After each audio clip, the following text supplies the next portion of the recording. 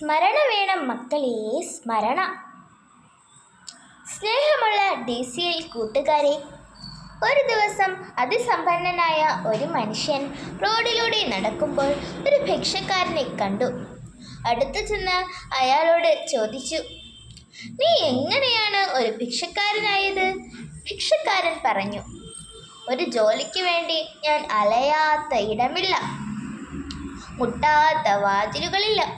ഒന്നും കിട്ടാതെ ആയപ്പോൾ പിച്ച തണ്ടുകയല്ലാതെ മറ്റു വഴിയില്ലാതെ വന്നു. താങ്കൾ എനിക്ക് ഒരു ജോലി തന്നാൽ ഞാൻ ഭിക്ഷാടനം നിർത്തിക്കോളാം. അപ്പോൾ ധനികൻ പറഞ്ഞു, ഞാൻ നിന്നെ എൻ്റെ ബിസിനസ് പാർട്ട്ണറാക്കാം. നമുക്ക് ഒരുമിച്ച് വളരാം. ഭിക്ഷക്കാരൻ്റെ ഹൃദയം നിശ്ചലമായതുപോലെ തോന്നി. ഒരു തുള്ളി വെള്ളം കൊതിച്ചവന് ഒരു കിണർ തന്നെ കിട്ടിയ അനുഭവം. ധനവാൻ പറഞ്ഞു, എനിക്ക് ധാരാളം നെൽവയൽ ഉണ്ട്. ഞാൻ ഓരോ ദിവസവും ലോറിയിൽ നിറയെ ധാന്യം നിനക്ക് തരാം. നീ അത് കൊണ്ടുപോയി വിറ്റാൽ മതി. മാസാവസാനം നമുക്ക് ലാഭം വീതിച്ചെടുക്കാം. ഭിക്ഷക്കാരൻ ആകാംക്ഷയോടെ ചോദിച്ചു, എനിക്ക് എത്ര ശതമാനം ലാഭവിഹിതമാണ് അങ്ങ് തരുന്നത്? 10 അതോ 5%? അപ്പോഴും ധനവാൻ ഭിക്ഷക്കാരനെ ഞെട്ടിച്ചു. ഞാൻ 90% നിനക്ക് തരും. എനിക്ക് 10% മതി. ഭിക്ഷക്കാരൻ ആനന്ദാതിരേകത്താൽ ധനവാന്റെ മുന്നിൽ മുട്ടുകുത്തി പാദം തൊട്ട് മുട്ടിക്കരഞ്ഞു. ധനവാൻ പറഞ്ഞതുപോലെ തന്നെ ചെയ്തു. പിറ്റേ ദിവസം തന്നെ നല്ല വസ്ത്രങ്ങൾ വാങ്ങി നൽകി, ഒപ്പം ലോറിക്കണക്കിന് ധാന്യങ്ങളും. ഓരോ ദിവസം കഴിയും തോറും ഭിക്ഷക്കാരൻ്റെ അവസ്ഥ മാറി വന്നു. അയാളുടെ പക്കൽ പണം കുന്നുകൂടി. അയാൾ ആഹ്ലാദ നൃത്തം ചവിട്ടി. മാസാവസാനമായി. ഭിക്ഷക്കാരനായിരുന്നയാൾ കിട്ടിയ പണമെല്ലാം കൂട്ടിവെച്ചു. ധനവാൻ തൻ്റെ 10% വിഹിതം വാങ്ങാൻ വന്നു. അപ്പോൾ നമ്മുടെ മുൻ ഭിക്ഷക്കാരൻ്റെ മനസ്സിൽ ആർത്തിയും അഹന്തയും കുന്നുകൂടി. അയാൾ ഇങ്ങനെ ചിന്തിച്ചു, ഞാനല്ലേ രാപ്പകൽ അധ്വാനിച്ചത്? മുതലാളി ഒന്നും അറിഞ്ഞിട്ടേയില്ല.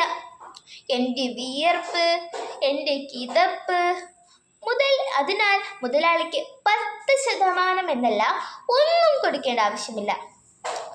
ആ ധനവാൻ വന്ന് അവൻ്റെ വാതിലിൽ മുട്ടിക്കൊണ്ടേയിരുന്നു. എന്നാൽ അയാൾ വാതിൽ തുറന്നില്ല. പ്രിയ കൂട്ടുകാരെ, നമ്മൾ പലപ്പോഴും ഇങ്ങനെയാണ്.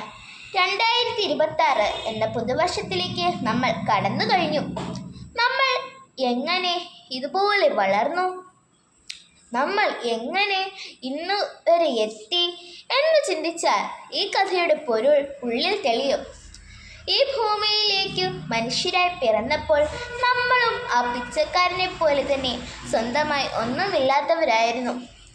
പൂർണ്ണമായും മറ്റുള്ളവരെ ആശ്രയിക്കേണ്ടി വരുമായിരുന്നു. നമ്മൾ വീണപ്പോൾ കൈപിടിച്ച് എണീൽപ്പിച്ചതും ആവശ്യങ്ങൾ വന്നപ്പോൾ നമ്മുടെ കൈ നിറച്ചു നൽകി നമ്മെ വളരാൻ സഹായിച്ചതും നമ്മുടെ സൃഷ്ടാവായ നല്ല ദൈവമാണ്. നമ്മുടെ സ്നേഹസമ്പന്നരായ മാതാപിതാക്കളിലൂടെയും സഹോദരങ്ങളിലൂടെയും അധ്യാപകരിലൂടെയും കൂട്ടുകാരിലൂടെയുമാണ് ദൈവം കാലാകാലങ്ങളിൽ നമ്മെ പരിപാലിച്ചു വളർത്തിയത്.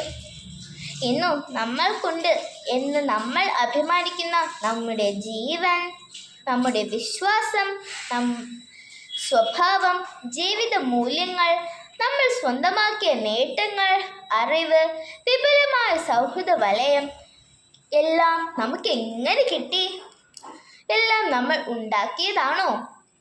നമ്മുടെ ശരീരം, സുന്ദരമായ മുഖം, വിടർന്ന മിഴികൾ, തുറന്ന പുഞ്ചിരി, നമ്മുടെ വിവിധ കഴിവുകൾ എല്ലാം ദൈവം ഈ മധ്യജന്മം നമുക്ക് നൽകിയത് കൊണ്ട് മാത്രമല്ലേ? അതേ കൂട്ടുകാരെ, നമ്മെ നാമാക്കാൻ ദൈവത്തിൻ്റെ പ്രതിനിധികളായ നമ്മുടെ ജീവിതത്തിലേക്ക് വന്നവരെ നമ്മൾ മറക്കരുത്. അവരിലൂടെ ലഭിച്ചതെല്ലാം നമ്മൾ എന്നും സ്മരിക്കണം. പുതുവത്സരത്തിൽ നമ്മുടെ ജീവിതത്തിൻ്റെ 10% നമുക്ക് മറ്റുള്ളവർക്കായി മാറ്റിവെക്കാം. അങ്ങനെ ദൈവത്തിന് എന്നും നന്ദി പ്രകടിപ്പിച്ച് ജീവിക്കാം.